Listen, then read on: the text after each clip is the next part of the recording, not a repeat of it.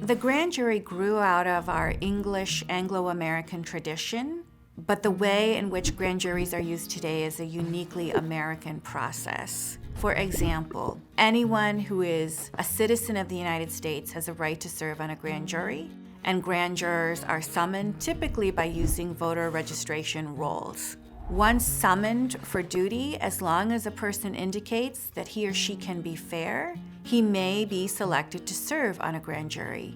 He may sit for months at a time on a particular grand jury, hearing dozens, if not hundreds, of case presentations by prosecutors on everything from drug enforcement issues to capital murder, to show that a particular person has committed a crime.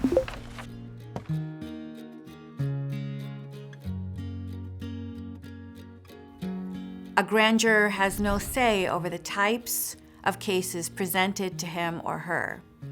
But the process is entirely secretive, tending to show that a particular person has committed a crime. Very significantly, a defendant, a person accused of a crime, has no right to be in the grand jury room, nor does that defendant's defense attorney have the right to be in the room while a grand jury is considering its process. And in fact, the federal rules penalize by criminal sanction anyone who leaks information about the grand jury process, whether that person is a juror, an attorney, or an agent.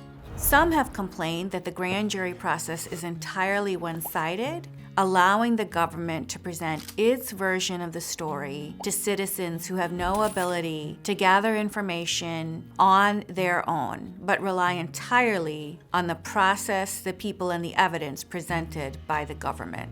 All along this process, the grand jury may weigh evidence using various legal standards that increase as the probability of conviction and sentence approach.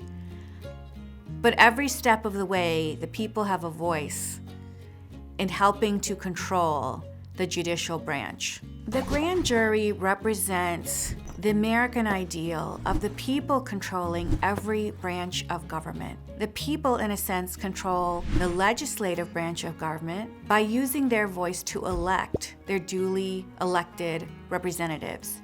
The people control the executive branch of government, in a sense, by casting their votes for who shall serve as president of the United States. And that person then selects a cabinet and thousands of officials to execute the mandate that he or she has been given by the American people. And the people control the judicial branch by their service on grand juries and petit juries, by their ability to say at the beginning of a case what a crime is and whether it's been committed, and by their ability to say at the end of the case if a particular defendant has indeed committed a crime as proven by the government beyond a reasonable doubt.